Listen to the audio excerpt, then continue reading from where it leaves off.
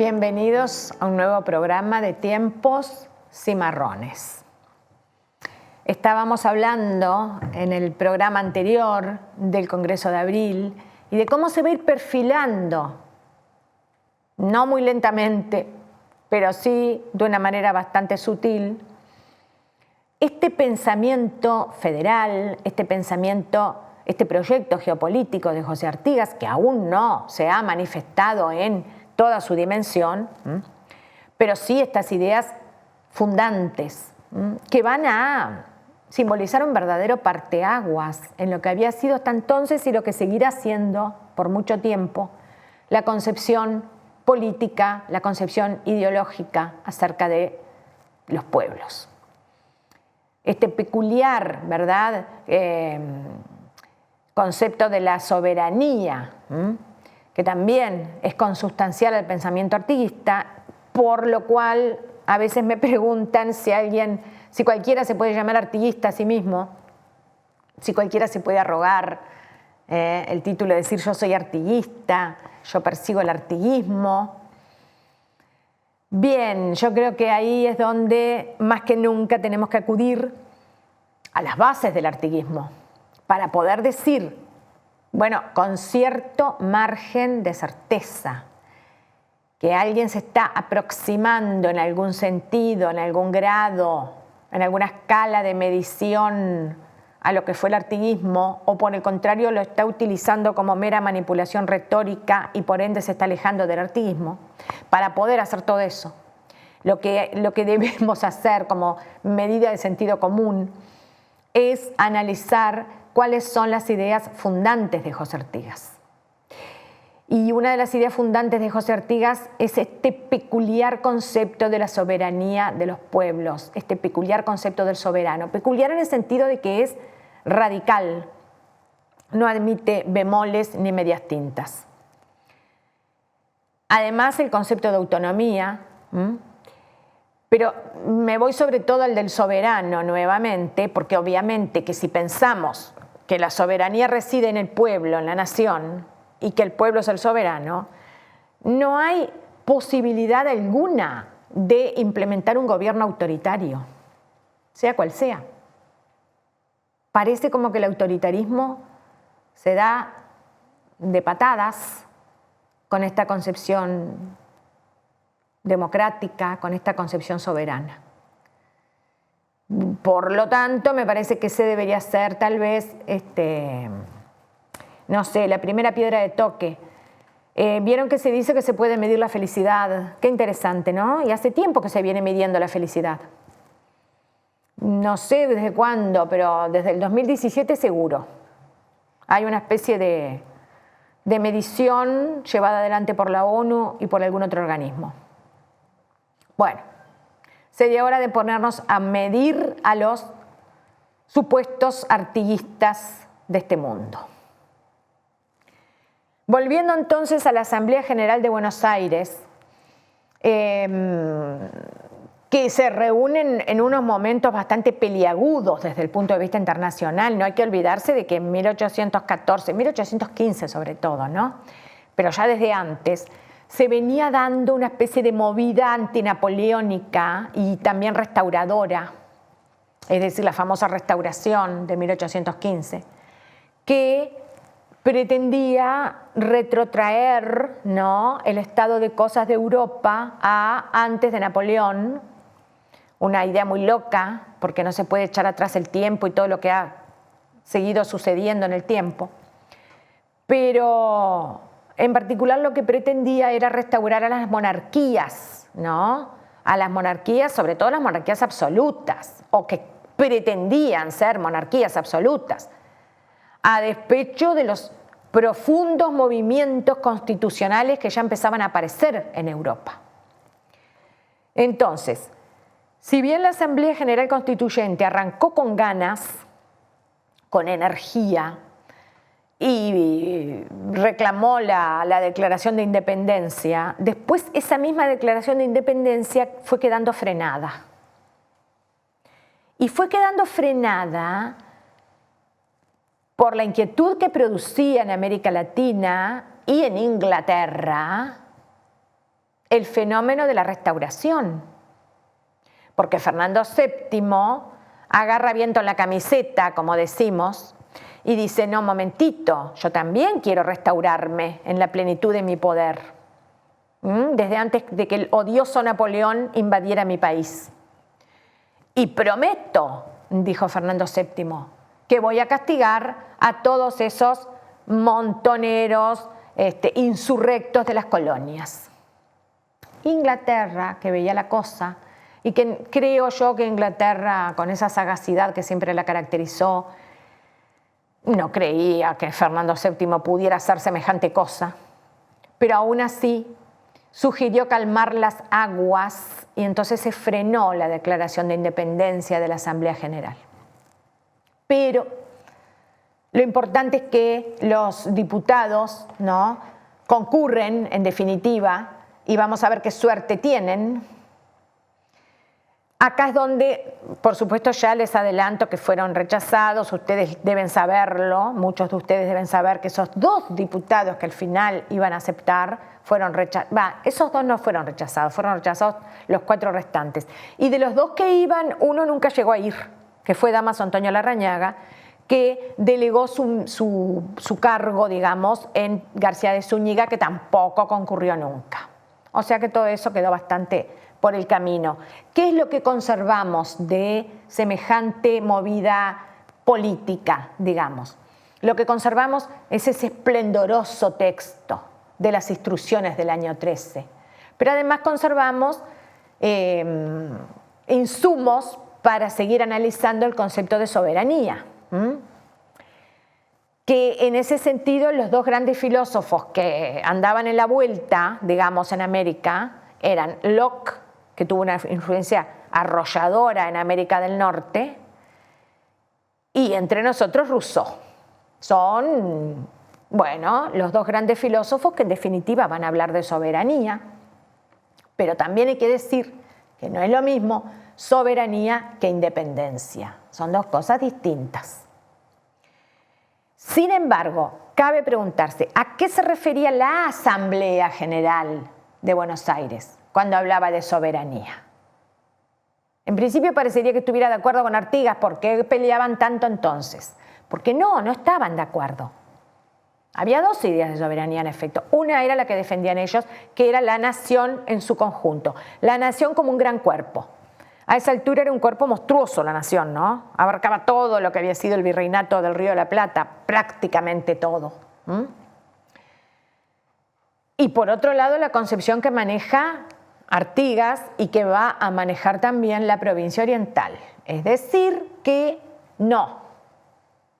La soberanía la tiene cada pueblo, cada provincia, cada circunscripción particular y concreta, como los antiguos fueros españoles, exactamente igual.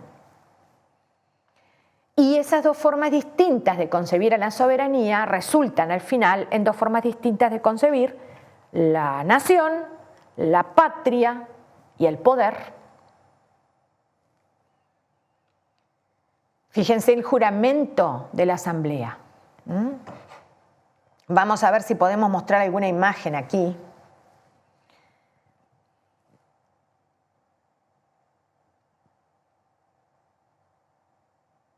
Ahí estamos con la Asamblea de nuevo, Buenos Aires.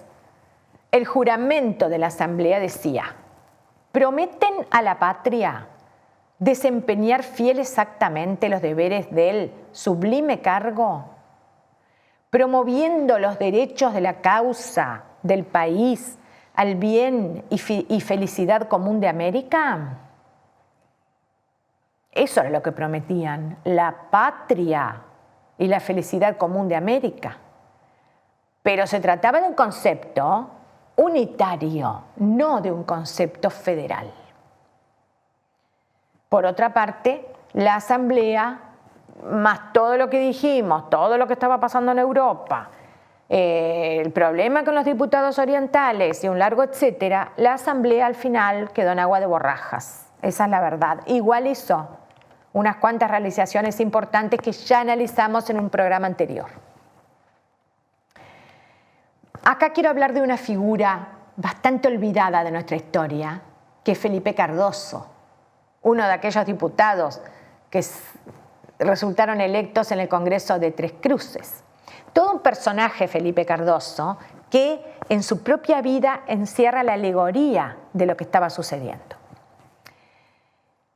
Felipe Cardoso había nacido en 1773, quiere decir que era unos poquitos años menor que José Artigas, y muere en 1816, nacido en Buenos Aires, pero radicado en la provincia oriental como tantos otros. Va a morir a los 43 años, muy joven, en aquella época era bastante común de cualquier manera. Fue un militar, fue un estanciero y fue un político de importante actuación. Se conocían con José Artigas además como compañeros de armas porque fue blandengue, ¿sí? Al igual que nuestro prócer.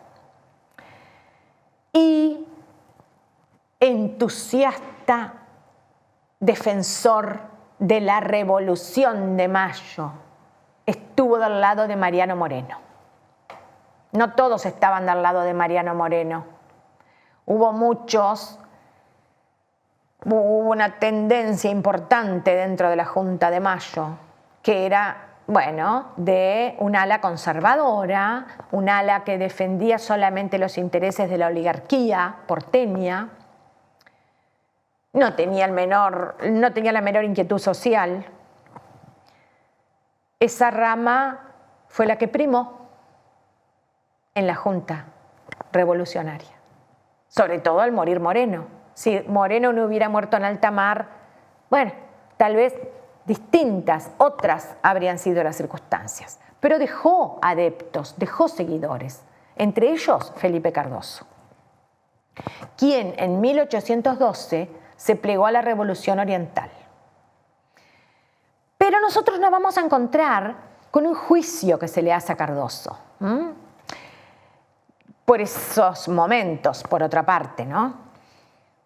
Parece que Cardoso fue autor de un trabajo que se llamaba Plan de una Constitución Liberal Federativa para las Provincias Unidas de la América del Sur. No digo que fue él el autor, ¿no? Pero sí fue él el firmante y el emisario. Y presentó ese documento a la Asamblea del año 13, aunque se le quedó en la puerta porque no lo dejaron seguir. Y poco tiempo después, como Cardoso había quedado en Buenos Aires, se tuvo conocimiento de una carta que Cardoso le envía al presidente de Charcas, proponiéndole presidente de Charcas en el sentido, ¿verdad?, de una de las autoridades del Cabildo probablemente, proponiéndole la conformación de una confederación, ni más ni menos. Esto era una palabra maldita, ¿no? No la querían ni escuchar en Buenos Aires. Alguien denunció la existencia de esta carta en la que Cardoso propone la conformación de una confederación. Y esto originó un juicio. El fiscal pidió la pena de muerte para Cardoso.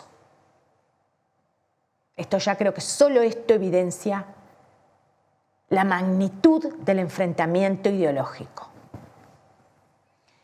Finalmente, el juez de la causa, aunque reconoció el derecho de los ciudadanos de pronunciarse por el sistema federal de gobierno, esto es importante, que un juez haya reconocido el derecho de los ciudadanos a inclinarse o pronunciarse por un sistema federal de gobierno, aún así termina condenándolo a prisión de 6 años y confinamiento en la provincia de La Rioja, atendiendo a que el dicho Cardoso ha sido un ciego instrumento de un criminal de marca mayor. Veremos a continuación de quién están hablando.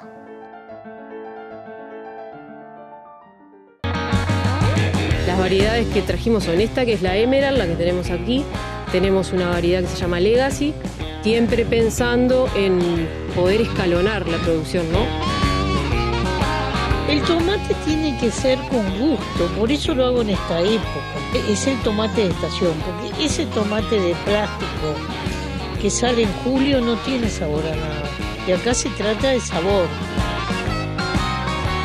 Muy diverso es el agro uruguayo, que vamos a estar mostrando la cantidad de actividades que engloba esa frase, el agro, el agro, el agro, el agro.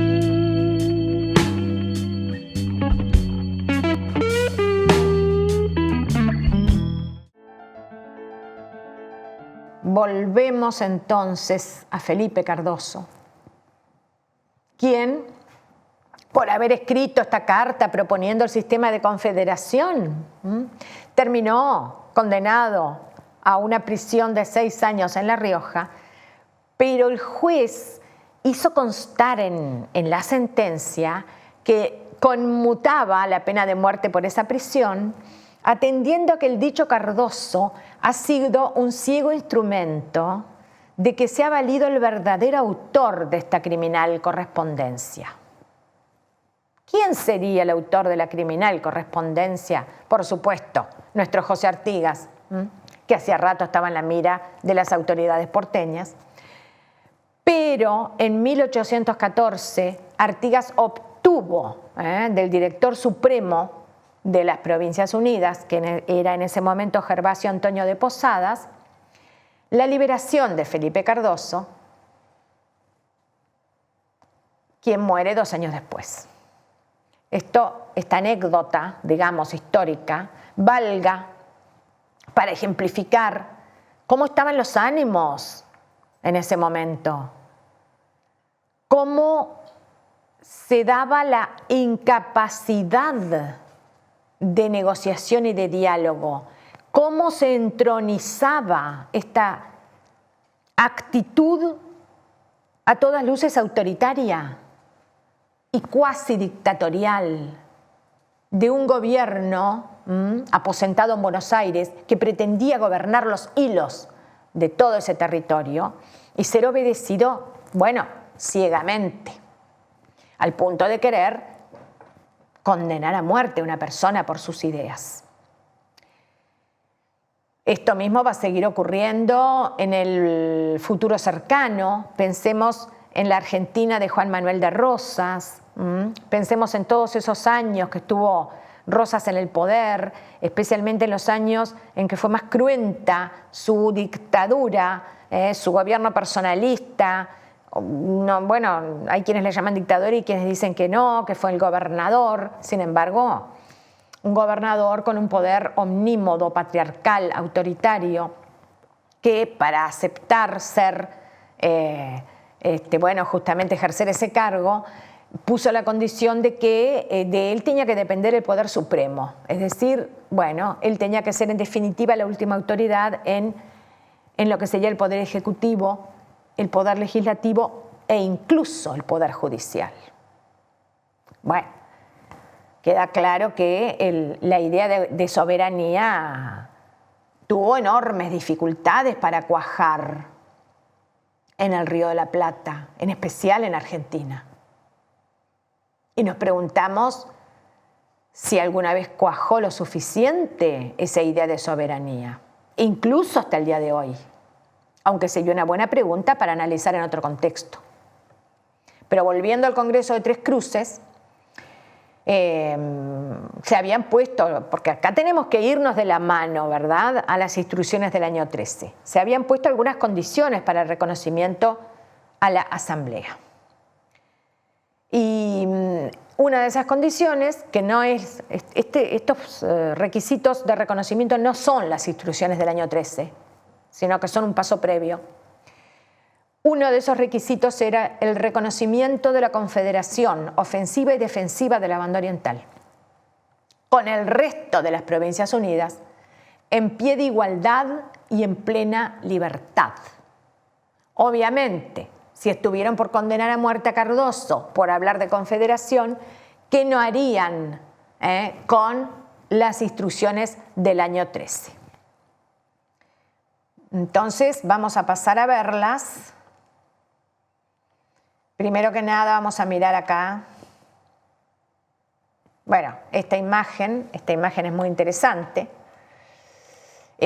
También estamos viendo ahí una obra de otro artista uruguayo, Diógenes Equet, que se llama Congreso del año 13, bien distinta en su ejecución de esa tan apasionada obra de Carlos Herrera.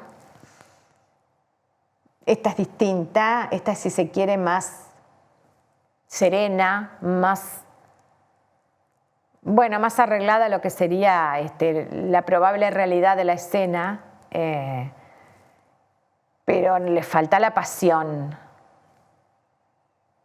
Con todo, creo que Diógenes Equet logró aquí trasuntar, si miramos esos rostros, la honda preocupación, la gravedad del momento, la gran responsabilidad inherente a esas personas que allí estaban congregadas.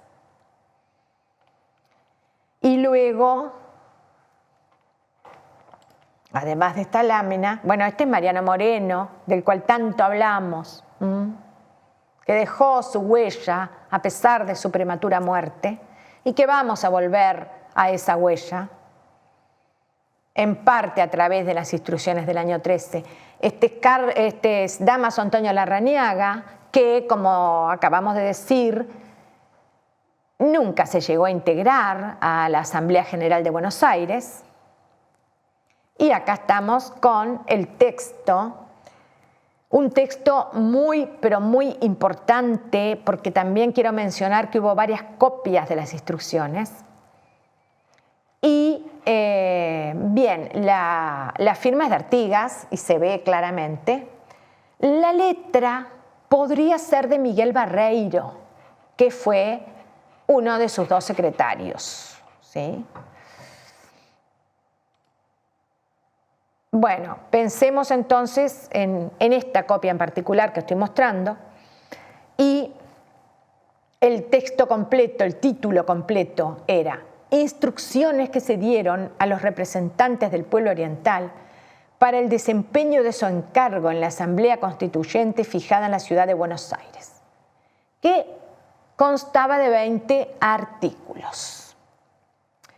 En cuanto a su contenido ideológico, se considera que, bueno, fueron tomados como modelo de estas instrucciones la Constitución de Estados Unidos de Norteamérica, entre otros documentos, y el pensamiento de Thomas Paine y de Jacobo Rousseau. Es decir, las nuevas ideas, en este caso simbolizadas por Rousseau. Pero lo interesante es que las instrucciones son un verdadero documento fundante de muchas cosas que nos pasan.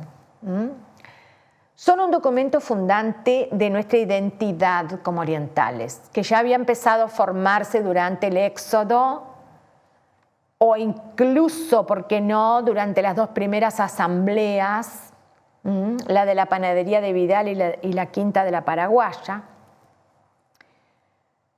que se va a seguir formando esa identidad al compás de los acontecimientos.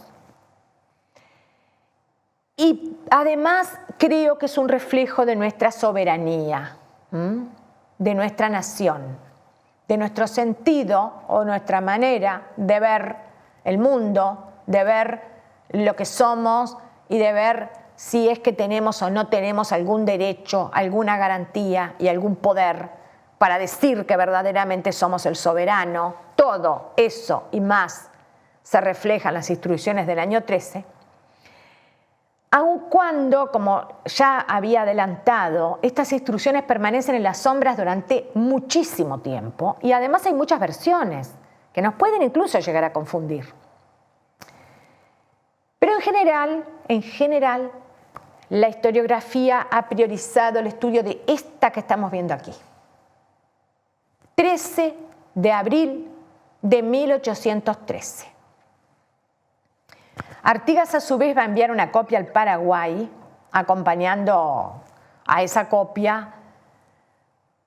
Bueno, miren lo que se trae Artigas, acompañando esa copia. Una propuesta para hacer triunfar las ideas federales. Quiere decir que ya en 1813, frente a Montevideo, en pleno sitio, Artigas está concibiendo el plan de la Liga Federal. Y es verdaderamente de una ambición enorme, una ambición que a veces no alcanzamos a percibir en toda su dimensión. Una ambición, me refiero por supuesto no a una ambición personal, sino una ambición de estructura política que asegure justamente la autonomía de los pueblos y su desarrollo. Porque cuando hablemos de la Liga Federal vamos a ver que verdaderamente pensó en todo. Nunca llegó, por supuesto, a cuajar esta idea en Paraguay, pero hubo, no crean, hubo una recepción bastante importante. Pasa el tiempo. En plena guerra de la Triple Alianza, en el año 1868, esa copia enviada por Artigas a Paraguay fue hallada durante un saqueo en Asunción. 10 años después, en 1878, un historiador llamado Mariano Pelliza, argentino, en una obra sobre Dorrego, sobre Manuel Dorrego, las menciona a las instrucciones como la verdadera causa del rechazo de los diputados. Estamos hablando del año 1878. O sea que habían pasado 50 años como nada. Sigue pasando el tiempo. En 1882, Carlos María Ramírez encuentra una copia de las instrucciones en el archivo de su amigo, el historiador, estamos hablando de uruguayos, ¿verdad? El historiador Clemente Frejeiro. Y en 1885, Justo Maeso, también en Uruguay, se refiere a Artigas y a sus instrucciones como la obra, miren la palabra que emplea, del primer mandatario del Río de la Plata. Primer mandatario que no creyó que su poder le viniera del cielo, ni mucho menos se creyó un monarca sin corona. Un primer mandatario cuya primera frase relevante en el Congreso de Tres Cruces fue: mi autoridad emana de vosotros y ella cesa ante vuestra presencia soberana. Seguimos a continuación.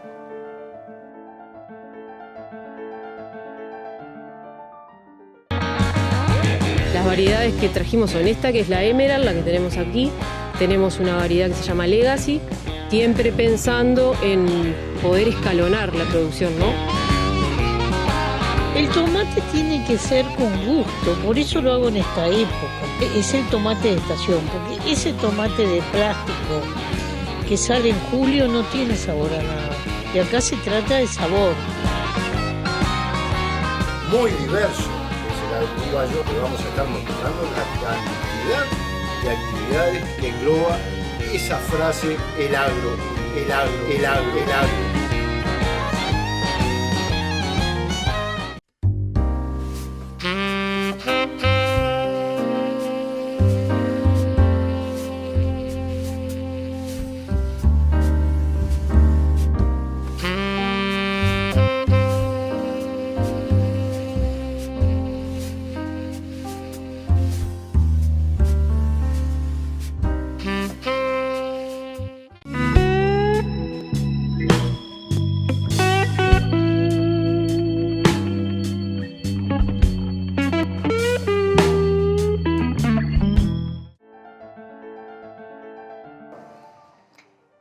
en el ir y venir del tiempo, de los años, de las décadas, diversa va a ser la suerte que corren esas versiones, esas copias de las instrucciones del año 13.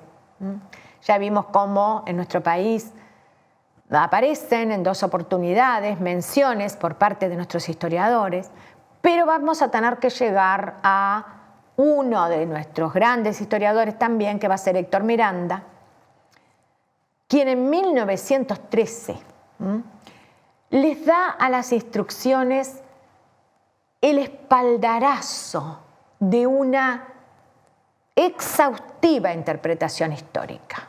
De ahí en más se van a suceder los análisis, los estudios, las investigaciones, pero yo creo que fue Héctor Miranda el que más profundizó en ese sentido.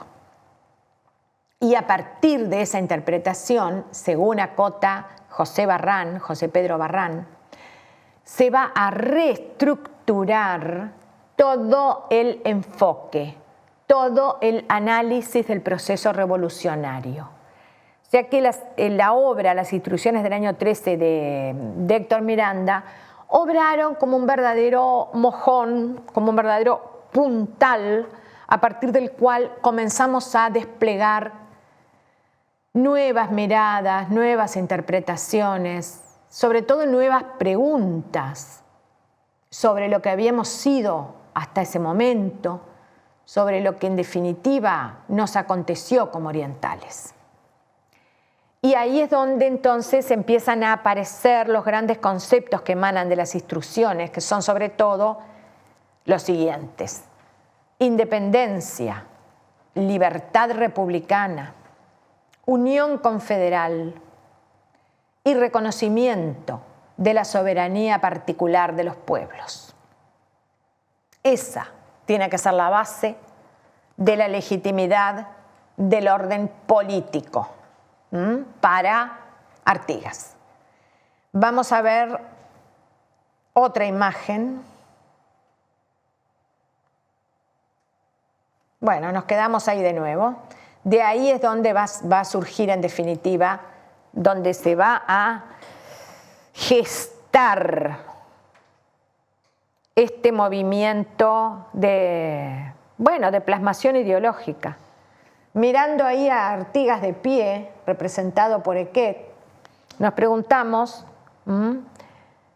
si ya en su cabeza estaría el plan de la Liga Federal, si ya en su cabeza estaría la idea de la federación. Vamos a ver qué podemos contestar. Primero nos tendríamos que preguntar sobre si esta idea de soberanía existía o no existía en España. Es decir, si tenía alguna antigüedad o no, si fue algo que se le ocurrió solo a, los revolucionarios de América del Norte, que luego la van a plasmar en su Constitución de los Estados Unidos de América.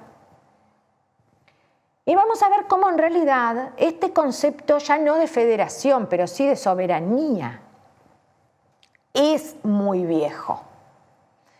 Ya se puso sobre el tapete cuando Napoleón invadió España y le quitó la corona a Carlos IV y a su hijo, Fernando, que no era el rey, pero a su hijo, el delfín, el príncipe Fernando VII. Carlos IV deposita, le entrega la corona a su hijo. Fernando VII es coronado recién en ese momento, estamos hablando de las capitulaciones de Bayona, pero de inmediato se saca la corona de la cabeza y se la entrega a Napoleón, quien se la da a su hermano, José. ¿Qué pasó en ese momento? Porque ese pasamanos de la corona es una historia. Otra historia es qué pasa con la soberanía, que es en definitiva el poder supremo. Ese poder que no se puede ir pasando, ni derivando, ni transmitiendo, ni legando. No, que se queda en su supremo ejecutor. ¿Qué dijo mucho antes de todos estos sucesos de Bayona? ¿Qué dijo, por ejemplo, la filosofía del derecho española? Me voy a permitir una licencia en ese sentido, porque yo creo que sí podemos hablar de filosofía del derecho en este tema. Y lo que dijo fue que en ausencia del rey, el poder de la monarquía pasa al pueblo, y eso se llamaba retroversión de la soberanía.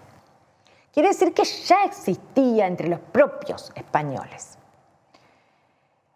Entre nosotros los uruguayos tenemos otro ilustre representante de nuestro pensamiento, que fue el jurista Gros Espiel, quien también analizó este punto y dijo que en efecto la soberanía retrovierte en ausencia del monarca y lo que hace es volver a los pueblos. Y Gros Espiel nos va a decir que la revolución, ahora sí volvemos, aterrizamos nuevamente en la Revolución Oriental, la revolución se hizo usando el concepto elaborado por el derecho español de retroversión de la soberanía en caso de acefalía de la institución monárquica. El monarca ejerce el poder por delegación, cuidado, por delegación. Por lo tanto, si falta el monarca, el poder retrovierte a su dueño legítimo, original, fundante. Bueno, si eso era así en España, con monarca y todo, ¿qué no sería en América? Que habíamos echado al imperio español y a su rey. Y fue en ese concepto. No se necesitaba irse a las fuentes ideológicas de los revolucionarios norteamericanos. Fue en ese concepto que Artigas formula estas instrucciones que van a estar divididas en tres grandes sectores. Una primera parte se refiere a la organización general del Estado. Una segunda parte se refiere a la organización particular de cada provincia. Y una tercera parte se refiere a la provincia oriental. Y es lógico porque, al fin de cuentas, eran las instrucciones que llevaban nuestros diputados.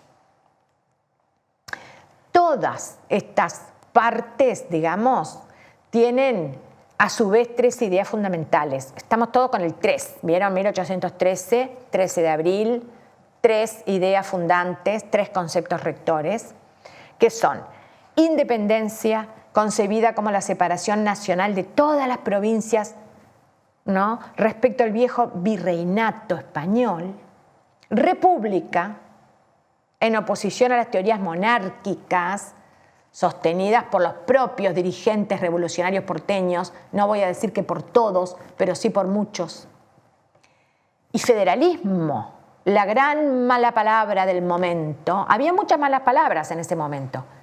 Otra palabra muy fea era constitución, sobre todo en Europa. El que decía constitución corría peligro de morir en el acto. De cualquier manera, fue lo que triunfó en definitiva. Pero claro, las instrucciones del año 13 contradecían todo el ideario político de la dirigencia porteña. Y yo voy a empezar por el artículo 1, que dice: primeramente pedirá la declaración de la independencia absoluta de estas colonias.